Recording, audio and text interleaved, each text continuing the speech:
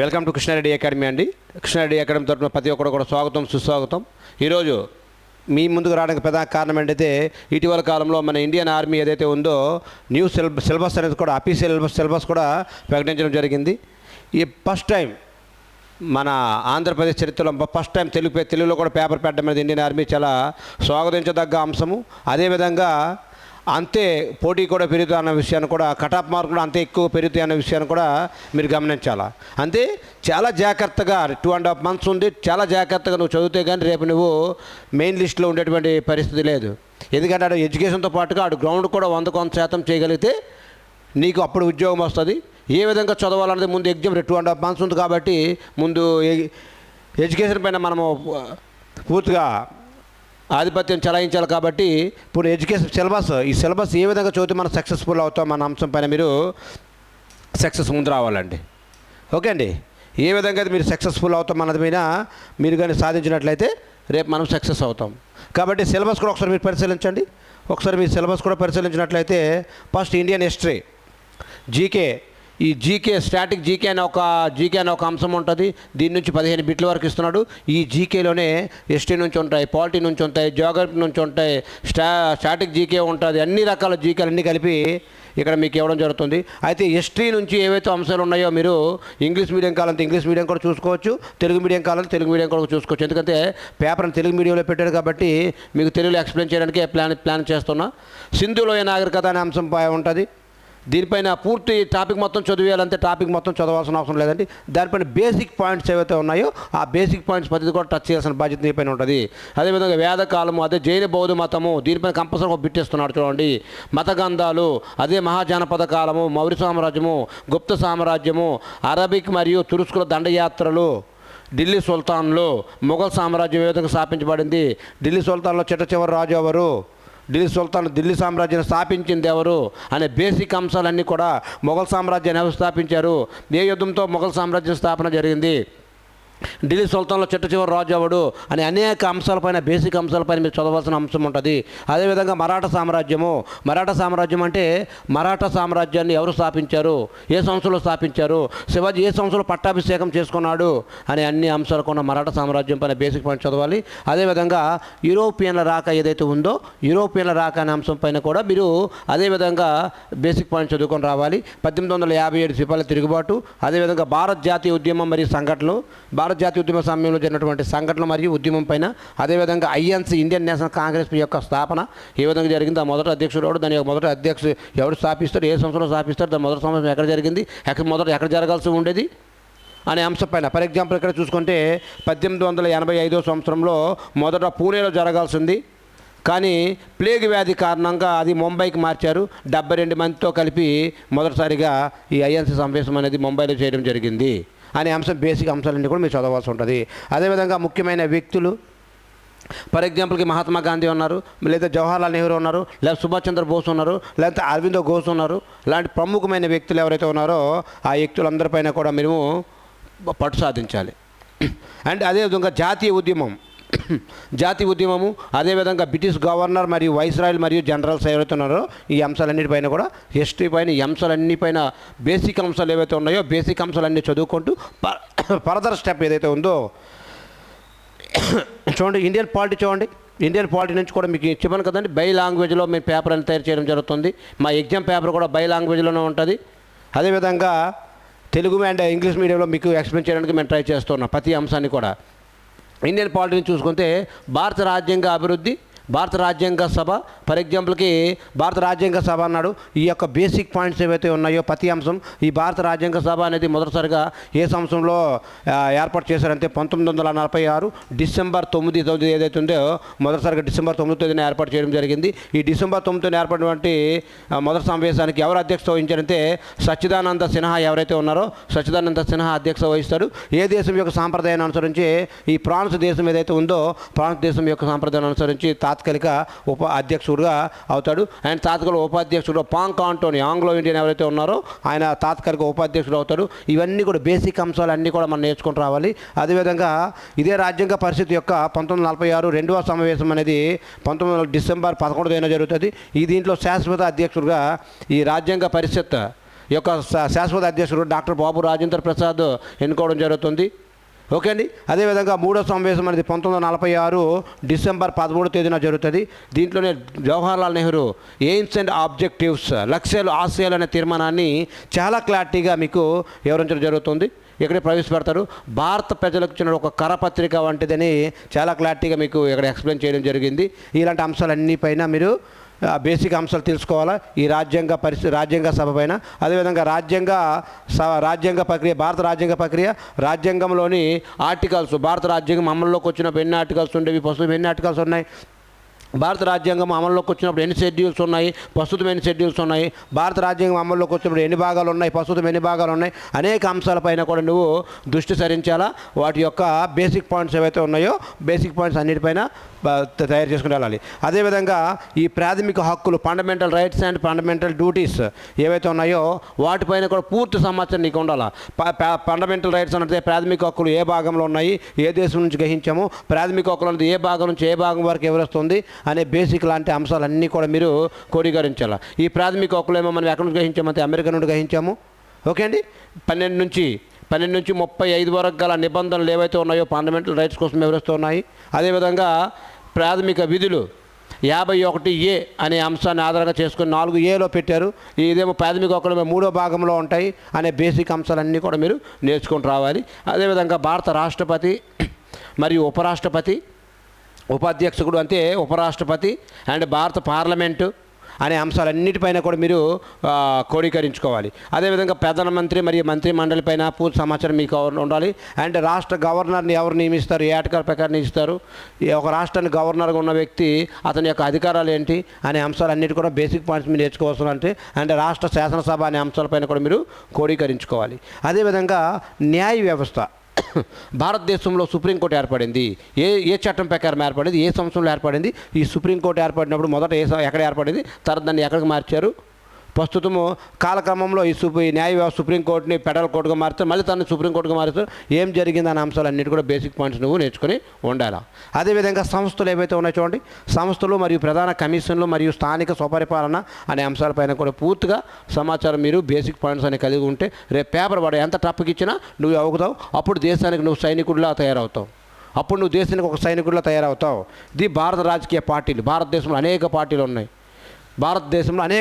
ఉన్నాయి. ఏ పార్టీ బీజేపీని ఎవరు స్థాపించారు, ఇండియన్ నేషనల్ కాంగ్రెస్ని ఎవరు ఏర్పాటు చేస్తారు, బీజేపీని. అండ్ రాష్ట్రాల్లో పార్టీలు ఉన్నాయి. AIADMK party, TDP party, Janasena party, YSRCP party, ఇలాంటి అనేక పార్టీలు ఉంటాయి అనేక రాష్ట్రాలపైన. ఆ యొక్క పార్టీ యొక్క ఏ సంవత్సరం స్థాపించారు, ఎవరు స్థాపించారు, అండ్ వాటి యొక్క చిహ్నాలు ఏవైతే ఉన్నాయో చిహ్నాలు అనే అంశం పైన కూడా మీరు దృష్టి సారించాలి. ఈ విధంగా పాలిటీ అనే అంశం పైన కూడా మీరు దృష్టి సారించాలి. అదేవిధంగా ఈ జియోగ్రఫీ కూడా కావాలంటే బై లాంగ్వేజ్లు తయారు చేయడం జరుగుతుంది. అదే మీరు తెలుగు మీడియం ఎక్కువ పిల్లలు ఉంటారు కాబట్టి తెలుగు మీడియం పైన కూడా మీకు ఎక్స్ప్లెయిన్ చేయడం జరుగుతుంది. చూడండి ఇక్కడ భారతదేశం యొక్క స్థానం అన్నాడు. భారతదేశము విస్తీర్ణ పరంగా ప్రపంచంలో ఎన్నో స్థానంలో ఉంది, భారతదేశంలో ఏ రాష్ట్రం ఎక్కువ విస్తీర్ణం కలిగి ఉంది, భారతదేశము జనాభా పరంగా ఏ స్థానంలో ఉంది, భారతదేశంలో అత్యధిక జనాభా కలిగిన రాష్ట్రం ఏది అనే అనేక అంశాలు, భారతదేశం విస్తీర్ణం, వైశాల్యం పరంగా అనేక అంశాలు చదవాలి. అండ్ భారతదేశం యొక్క ప్రాథమిక లక్షణాలు ఏవైతే ఉన్నాయో లక్షణాలు అండ్ వాతావరణం మరి నేలలు మరి సహజ వృక్ష సంపద మరి నదులు, జలపాతాలు, సరస్సులు, ప్రధానమైన ప్రాజెక్టులు. ఓకే అండి. ఇలాంటివన్నీ ఈ సిలబస్ అంతా కూడా మేము తయారు చేసినటువంటి సిలబస్ కాదండి. ఇది మన ఇండియన్ ఆర్మీ వెబ్సైట్ ఏదైతే ఉందో దాంట్లో అఫీషియల్గా ఇచ్చినటువంటి సిలబస్ ఏదైతే ఉందో అది మాత్రం మీకు చెప్తున్నాను. ప్రతి అంశం పైన నువ్వు క్రోడీకరించినట్లయితే రేపు వాటి పేపర్ ఏ విధంగా ఇచ్చినా నువ్వు సక్సెస్ఫుల్ అయ్యేటువంటి అవకాశం ఉంటుంది. చూడండి ఇక్కడ తెగలు మరియు భాషలు అనే టాపిక్, తెగలు మరియు భాషలు అనే పాయింట్ కూడా మీకు పూర్తి సమాచారం ఉండాలి. భారత రాజ్యాంగం ఎన్ని భాషలను గుర్తించింది అంటే 22 భాషలను గుర్తించింది. భారత రాజ్యాంగం అమల్లోకి వచ్చినప్పుడు ఎన్ని భాషలు ఉండేవి అంటే 14 భాషలు ఉండేవి. అనేక బేసిక్ అంశాలన్నీ కూడా నువ్వు గుర్తుపెట్టుకోవాలి. ఇప్పుడు 22వ భాషగా దేన్ని చేర్చారు, 22వ భాష ఏదైనా అడుగుతాడండి. ఓకే అండి. అనేక బేసిక్ అంశాలు కూడా నువ్వు నేర్చుకోవాల్సి ఉండాలి. తెగలు అని చెప్పాడు. రాజస్థాన్లో ఉన్నటువంటి తెగలేంది, ఆంధ్రప్రదేశ్లో ఉన్నటువంటి తెగలేది, తమిళనాడులో ఉన్నటువంటి తెగలేది, అనేక తెగలపైన కూడా నువ్వు పూర్తి సమాచారం కలిగి ఉండాలి. అదేవిధంగా ఖండాలు మరియు మహాసముద్రాలు, ప్రపంచంలో లోతైన సముద్రం ఏది, ప్రపంచంలో అతిపెద్ద సముద్రం ఏది, భారతదేశానికి ఆనుకున్నటువంటి సముద్రాలు ఏవి, అనేక బేసిక్ పాయింట్స్ మీరు నేర్చుకోవాలి. అదేవిధంగా ప్రపంచ భౌగోళిక సాధారణ పరిచయము మరియు పర్వతాలు, పీఠభూములు మరియు ఎడారులు. భారతదేశంలో అతిపెద్ద ఎడారి ఏది, ప్రపంచంలో అతిపెద్ద ఎడారి ఏది, ఓకే అండి, ఆసియా ఖండంలో అతిపెద్ద ఎడారి ఏది, ఆఫ్రికాలో అతిపెద్ద ఎడారి ఏది, అనేక అంశాలపైన కూడా మీరు దృష్టి సారించాల్సినటువంటి అంశం పైన ఉంటుంది. అదేవిధంగా సౌర వ్యవస్థ చెప్పాం కదండి, సూర్యుడికి దగ్గరకు ఉన్నటువంటి గ్రహం ఏది, సూర్యుడికి దూరంగా ఉన్నటువంటి గ్రహం ఏది, సూర్యుడికి భూమి ఎన్నో పరిమాణంలో భూమి యొక్క స్థానం ఎంత, భూమికి సూర్యుడి నుంచి భూమి ఎన్నో దూరంలో ఎన్నో గ్రహము అనే అంశాలన్నిటి కూడా మీరు అత్యంత చలనటువంటి గ్రహం ఏది, అత్యంత ఏడైనటువంటి గ్రహం ఏది, అత్యంత కార్బన్ డైఆక్సైడ్ ఎక్కువ ఉన్నటువంటి గ్రహం ఏది, అనేక సౌర వ్యవస్థ అనే టాపిక్ని కూడా మీరు చాలా క్లారిటీగా చదవాల్సినటువంటి పరిస్థితి ఉంటుంది. అంతే ఈ సిలబస్ ఏం చదవాలన్నది మీకు తెలియకుండా ఏదో చిన్న చిన్న బుక్కులు చూసుకుని అలాగా బిట్లు మాత్రమే బట్టి పట్టుకుని వెళ్ళి ఎగ్జామ్లో కూర్చుందామంటే నువ్వు రేపు సక్సెస్ఫుల్ అయ్యేటువంటి పరిస్థితి ఉండదు. కాబట్టి ఆ విషయం కూడా గమనించాలి. ఇది కూడా చూడండి, మన ఆర్మీ వెబ్సైట్, అఫీషియల్ వెబ్సైట్ ఏదైతే ఉందో దాంట్లో ఏ విధంగా ఇచ్చారో అదే విధంగా మీకు చెప్పడం జరుగుతుంది. ప్రపంచంలోని ప్రధాన దేశాలు మరియు వాటి యొక్క పేర్లు, సరస్సులు, నదులు మరియు జలపాతాలు అండ్ ప్రధాన ద్వీపాలు. ఓకే అండి, ప్రపంచంలో అతిపెద్ద ద్వీపఖండం ఏది, అతిపెద్ద ద్వీపం ఏది, అలాంటి అంశాలు, బేసిక్ అంశాలన్నీ కూడా మీరు దీంట్లో ఈ జియోగ్రఫీలో కవర్ చేసినటువంటి పరిస్థితి ఉంటుంది.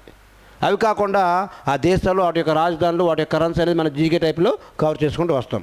అదేవిధంగా చూడండి, జియోగ్రఫీ అయిపోయింది. స్టాటిక్ జీకేలో మీరు ఒకసారి చెక్ చేసుకోండి. స్టాటిక్ జీకేలో తెలుగు మీడియం కూడా మీరు ఒకసారి చెక్ చేసుకోండి. భారతదేశం మరియు భారతదేశంలో పెద్దదేది, చిన్నదేది, ప్రపంచంలో మొదటిదేది, చివరిదేది, భారతదేశంలో మొదటిదేది, చివరిదేది అనేక అంశాలు కూడా మీరు పరిశీలించుకోవాలి. నెక్స్ట్, భారతదేశంలోని ప్రపంచం ప్రధాన అవార్డులు ఏవైతే ఉన్నాయో, ఫర్ ఎగ్జాంపుల్కి నోబెల్ ప్రైజెస్ ఉండొచ్చు, ఆస్కర్ అవార్డు ఉండొచ్చు, అనేక అవార్డులు ఏవైతే ఉన్నాయో ప్రతి అవార్డు పైన కూడా మీరు కమాండింగ్ సాధించగలగాలి. అంతే స్టాటిక్ జీకేలో కరెంట్ రిలేటెడ్ బిట్లు 2 నుంచి 3 బిట్లు వస్తున్నాయి అనే అంశాన్ని మీరు పరిశీలించాలి. ఈ అంశాన్ని కూడా కరెంట్ రిలేటెడ్ బిట్స్ కూడా మీరు చదువుకుంటూ వెళ్ళగలిగితే జీకే అనేది చాలా టఫ్తో కూడుకున్నటువంటి అంశం. ఎందుకంటే ఇది ఒక మహాసముద్రం లాంటిది. అంతే సిస్టమేటిక్గా మనం ఏం చదవాలి, మన సిలబస్ ఏంటి, మనకి ఎక్కడి నుంచి అడిగారు అని దృష్టిలో పెట్టుకొని మీరు చదవగలిగితే మీరు దీంట్లో 15కి మినిమం ఒక 13 బిట్ల వరకు మీరు స్కోర్ చేయగలిగితే అప్పుడు నువ్వు ఉద్యోగం అనేది ఎక్స్పెక్ట్ చేయొచ్చు. అర్థమెటిక్ రీజనింగ్ అంటారా, దాన్ని బై ఇచ్చేటువంటి అంశం. ఎందుకంటే లిమిటెడ్ సిలబస్ బేసిక్ పాయింట్స్ మీద ఇస్తున్నాడు కాబట్టి మీకు అర్థమెటిక్ రీజనింగ్ పైన పెద్ద మ్యాటర్ రాదు. మీకు అంత ప్రాబ్లం వచ్చేది ఈ జీకే పైన ఎవడైతే ఎక్కువ స్కోరింగ్ చేయగలుగుతాడో వాడు ఉద్యోగాన్ని చేరువవుతున్నాడు అనే అంశాన్ని గుర్తుపెట్టి, ఎందుకంటే ఎప్పుడైతే చదవాలి. చూడండి, ఇక్కడ ముఖ్యమైనటువంటి వ్యక్తులు మరియు వారి యొక్క ఇంటి పేర్లు అవ్వచ్చు, ముఖ్యమైనటువంటి వ్యక్తుల యొక్క సమాధులు. ఫర్ ఎగ్జాంపుల్ మహాత్మా గాంధీ యొక్క సమాధి పేరు ఏం పేరు, లాల్ బహదూర్ శాస్త్రి యొక్క సమాధి పేరు ఏంటి అనే బేసిక్ అంశాలన్నీ కూడా మీరు చదువుకొని రావాలి. అండ్ భారత సాయుధ దళాలు చాలా ఇంపార్టెంట్. చూడండి, కంపల్సరీ ఇక్కడ బిట్ కంపల్సరీగా ఎగ్జామ్ పేపర్లో కంపల్సరీ కవర్ చేస్తున్నటువంటి అంశం ఏదంటే భారత సాయుధ దళాలు. అంటే భారతదేశం ఇటీవల కాలంలో అమెరికాతో ఏదైనా విన్యాసం జరిపిందా, ఫ్రాన్స్తో ఏమైనా విన్యాసం జరిపిందా, లేకపోతే రష్యాతో ఏమైనా విన్యాసాలు జరిపాయా అనే అంశాలన్నిటి కూడా కంపల్సరీగా ఈ కరెంట్ రిలేటెడ్ చదువుకొని మీరు రెడీ అవ్వాల్సినటువంటి బాధ్యత మీ పైనే ఉంటుంది. అండ్ డేస్, ముఖ్యమైన రోజులు ఏవైతే ఉన్నాయో చాలా జాగ్రత్త మీరు ప్రతిదీ కూడా చదువుకోవాలి. జనవరి 15 ఏంటి, జనవరి 17 ఏంటి, జనవరి 29 ఏంటి, జనవరి 31 ఏంటి, ఫిబ్రవరి 1 ఏంటి, ఫిబ్రవరి 14 ఏంటి అనే ప్రతి అంశం కూడా మీరు చాలా జాగ్రత్త చదువుకుంటూ ముందు రావాలి. అదేవిధంగా ప్రపంచము, ఆ దేశము, దాని యొక్క రాజధాని, ఆ దేశం యొక్క పార్లమెంటు, ఆ దేశం యొక్క కరెన్సీ, ఆ దేశం యొక్క అధ్యక్షుడు ఎవడు, ఆ దేశం యొక్క ప్రధానమంత్రి ఎవడు అనేక అంశాలపైన స్టాటిక్ జీకేలో మీరు నేర్చుకోవాలి రావాల్సినటువంటి పరిస్థితి ఉంది. ఈ అన్ని అంశాలు కూడా జాగ్రత్త పెట్టుకొని మీరు సిలబస్ ఏదైతే ఉందో ఆర్మీ అఫీషియల్ వెబ్సైట్ ఏదైతే ఉందో దాంట్లో పెట్టినటువంటి అంశాలండి ఇవన్నీ కూడా. అదేవిధంగా చూడండి, ముఖ్యమైనటువంటి పుస్తకాలు ఏవైతే ఉన్నాయో ఈ పుస్తకాలు చాలా ఇంపార్టెంట్. మనకు తెలిసినటువంటి అంశమే. ఇటీవల కాలంలో ఎవరైతే కరెంట్ పుస్తకాలు రాస్తూ ఉంటారో ఆ పుస్తకాలన్నీ చదువుతూ ఉండాలి. అలాంటి పుస్తకాలపైన కూడా అడుగుతున్నాడు. ఇటీవల కాలంలో ద్వితీయ చంద్ పైన కూడా ఒక పుస్తకం రాశారు. ఆమె కూడా దానిపైన కూడా ఒక పుస్తకం వచ్చింది. అవన్నీ కూడా మీరు జాగ్రత్త నేర్చుకోవాల్సిన అంశము. అండ్ రాష్ట్రము, వాటి యొక్క ముఖ్యమంత్రి, రాష్ట్రం యొక్క రాజధాని మరియు వాటి యొక్క ముఖ్యమంత్రులు, ఆ రాష్ట్రం యొక్క గవర్నర్ ఎవరు అనే అంశాన్ని కూడా మీరు చాలా క్లారిటీగా నేర్చుకోవాల్సిన అవసరం అంశం ఉంది. అదేవిధంగా గవర్నరు, భాష, ఆ రాష్ట్రం యొక్క భాష ఏంటి, ఆ రాష్ట్ర జంతువు ఏంటి, ఆ రాష్ట్ర శాసనసభలో ఎంతమంది సభ్యులు ఉంటారు. ఫర్ ఎగ్జాంపుల్ గుజరాత్ తీసుకుంటే 182 మంది ఎమ్మెల్యేలు ఉంటారు ఆ రాష్ట్రంలో. ఆ రాష్ట్రం యొక్క శాసనసభకి ఎమ్మెల్యే స్థానం ఎంతంటే 182 మంది ఉన్నారు. ఈ 182 అనేది ఎలా గుర్తుపెట్టుకోవాలంటే నర్మదా నది ఒడ్డున సర్దార్ వల్లభాయ్ పటేల్ యొక్క విగ్రహం యొక్క హైట్ ఎంత అంటే 182. ఓకే అండి. ప్రతి అంశం కూడా మీకు కోడింగ్ చేసుకుంటూ ఎక్స్ప్లెయిన్ చేసుకొని వస్తుంది మన అకాడమీ. ఈ విధంగా కూడా మీకు క్లాస్ చెప్తాం జరుగుతుంది. ఇది స్టాటిక్ జీకే. ఓకే అండి. మా కృష్ణారెడ్డి అకాడమీ యొక్క నూతన బ్యాచ్ కూడా 31వ తేదీ అంటే 31వ తేదీన ప్రారంభం అవుతుంది. ఈ నెల 31 మార్చి 31వ తేదీ ఏదైతే ఉందో మార్చి 31 నూతన బ్యాచ్ ప్రారంభం అవుతుంది. ఇప్పటికే దగ్గర 100 మందికి పై పిల్లలుగా ఉన్నారు.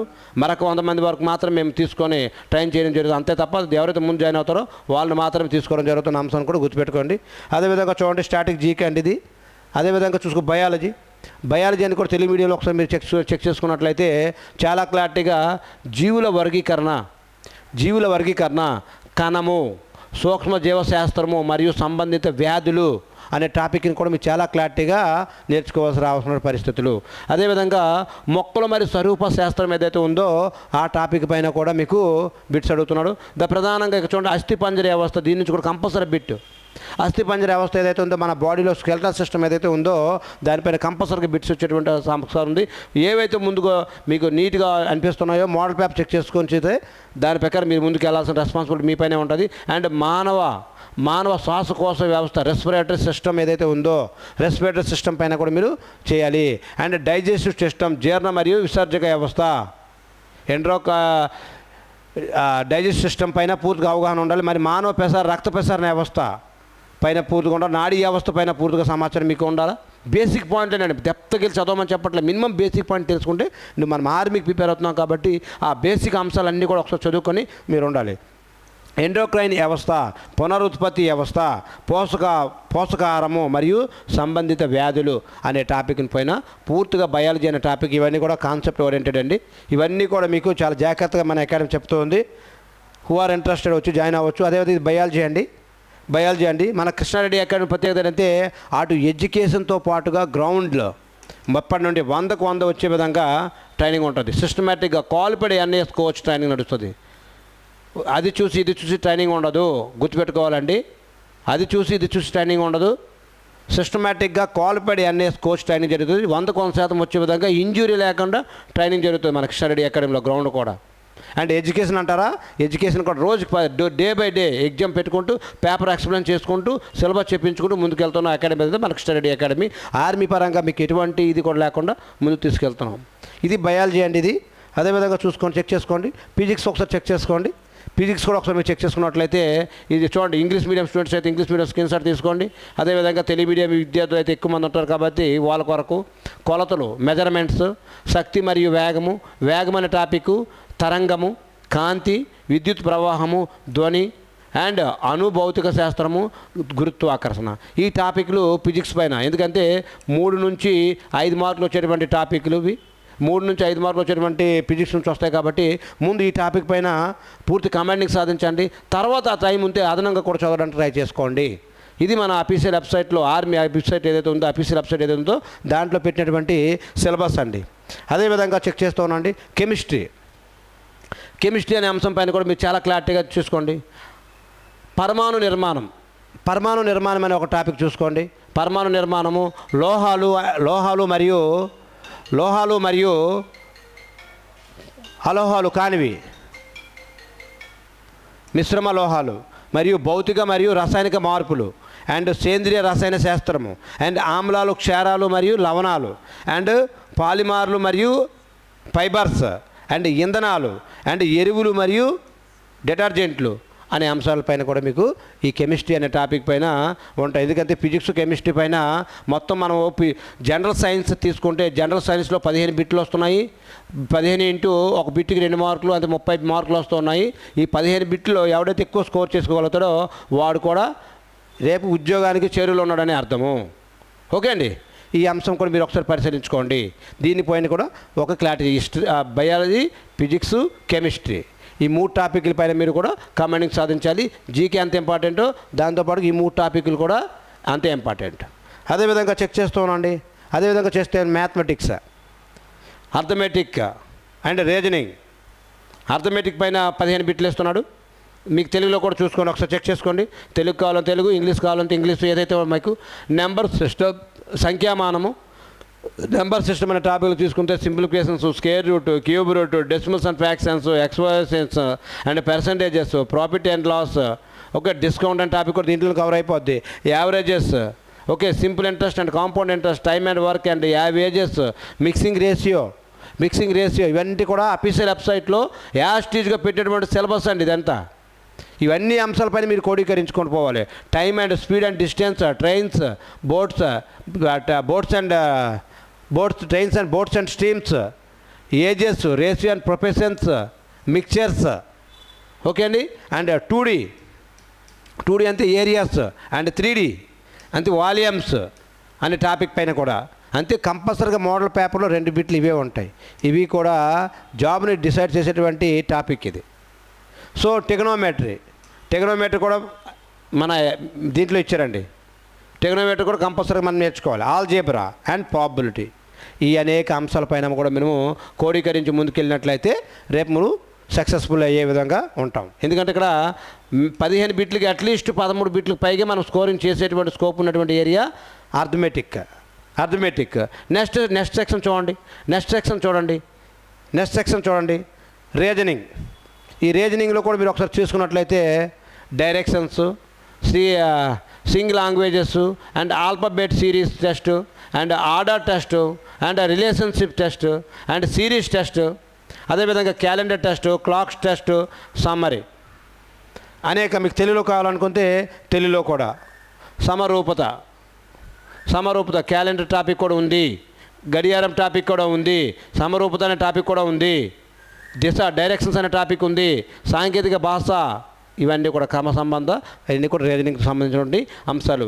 ఇది పూర్తిగా మీకు ప్రజెంట్ మన ఆర్మీ వెబ్సైట్ ఏదైతే ఉందో దాంట్లో యాస్టీజ్గా ఉన్నటువంటి సిలబస్ అండి. దీన్ని దగ్గర పెట్టుకొని ఏ రోజు ప్లానింగ్గా ఏ రోజు ఇది చదవాలి, ఈ టాపిక్ కవర్ చేసుకోవాలి, ఇంత సిలబస్ ఉంది, 2.5 months ఉంది, ఏ విధంగా చదవాలి, మళ్ళీ చెప్తున్నాను చూడండి. ఈసారి మినిమం 38 బిట్లు దాటి కానీ నువ్వు కానీ పెట్టుకోకపోతే రేపు నువ్వు గ్రౌండ్ కూడా వెళ్ళే ఛాన్స్ లేనటువంటి పరిస్థితి వస్తుంది. ఎందుకంటే తెలుగులో పేపర్ ఇచ్చాడు కాబట్టి చాలా టఫ్గా ఉంటుంది కాంపిటీషన్ అనేది. చాలామంది మన సోదరులు అందరూ కూడా బాగా నిరంతరం చదువుకునే ఉన్నారు కాబట్టి చాలా టఫ్తో కూడుకుని ఉంటుంది. 38 బిట్లు దాటి ఉంటే 45 బిట్ల వరకు గ్రౌండ్కి వెళ్ళే ఛాన్స్ ఉంది. మెరిట్ లిస్ట్లో కావాలనుకుంటే వాడే పేపర్ పైన డిపెండ్ అయి ఉంటుంది. పేపరు కొద్దిగా ఈజీగా వచ్చిందంటే ఒకలాగా ఉంటుంది, లేదనుకుంటే ఇంకోలాగా ఉంటుంది. కాబట్టి ఈ టాపిక్ నార్త్ ఇండియన్లో అదే జరుగుతుంది. ఉత్తర భారతదేశం ఏదైతే ఉందో చాలా టఫ్గా ఈ పేపర్స్ అనేది జరుగుతుంది, దృష్టిలో పెట్టుకోండి. కాబట్టి మీ ప్రిపరేషన్ కూడా చాలా ప్లానింగ్గా పగడబందిగా ఇచ్చిన సిలబస్ని దగ్గర పెట్టుకొని ఈరోజు ఇది చేయాలి, ఈరోజు ఈ టాపిక్లు, ఈ 3 టాపిక్లు ఎగరగొట్టాలి, ఆ విధంగా చదవాలి అని నువ్వు పెట్టుకుంటేనే అవుతుంది. అలా కాకుండా ఏదో టైంపాస్గా చదివితే ఇలా చిన్న బుక్కులు తీసి ఓన్లీ బిట్లు చదివేస్తే ఉద్యోగంకి నువ్వు చేరువయ్యేటువంటి అంశం లేదు. కాబట్టి జాగ్రత్తగా ఒళ్ళు దగ్గర పెట్టుకొని చదవండి. మీకు మన కృష్ణారెడ్డి అకాడమీ చెప్తాం చూడండి. ఈ గ్రౌండ్ విషయంలో ఆంధ్ర అండ్ తెలంగాణలో కలిపి ఎవరు కూడా టచ్ చేయనంత విధంగా 100కి 100% నువ్వు సక్సెస్ఫుల్ అయ్యే విధంగా మన కృష్ణారెడ్డి అకాడమీ గ్రౌండ్ పరంగా వెళ్తుంది. ఇప్పుడు ఏదైతే ఉందో ఎడ్యుకేషన్ పరంగా కూడా ఈ బిట్లు దాటించే విధంగా 100% సక్సెస్ఫుల్ అయ్యి ఎగ్జామ్ కూడా డే బై డే ఎగ్జామ్ పెట్టుకుంటూ మనం వెళ్తున్నటువంటి అకాడమీ కృష్ణారెడ్డి అకాడమీ. అటు ఎడ్యుకేషన్ అండ్ గ్రౌండ్ పరంగా 100% నేను సక్సెస్ఫుల్ చేసే విధంగా నడుస్తున్నాం. కాబట్టి ఈ అవకాశాన్ని ఉపయోగించుకోండి.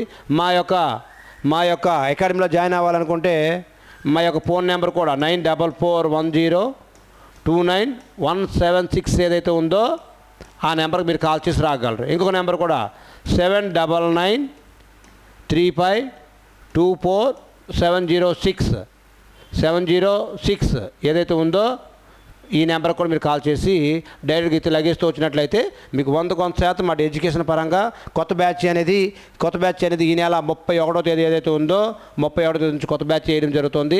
సిలబస్ కూడా 20 నుంచి 20 రోజుల్లోపే చెప్పించుకుంటూ మీకు చదివించుకుంటూ ఎగ్జామ్స్ పెడుతూ పేపర్ డైలీ ఎక్స్ప్లెయిన్ చేసుకుంటూ ముందుకు తీసుకెళ్తున్నాం మన అకాడమీ. ఆ విషయం గుర్తుపెట్టుకోండి. 100% మీకు జాబ్ వచ్చే విధంగా తయారు చేస్తున్న అకాడమీ అంది. జై హింద్, జై Bharat. Thank you very much.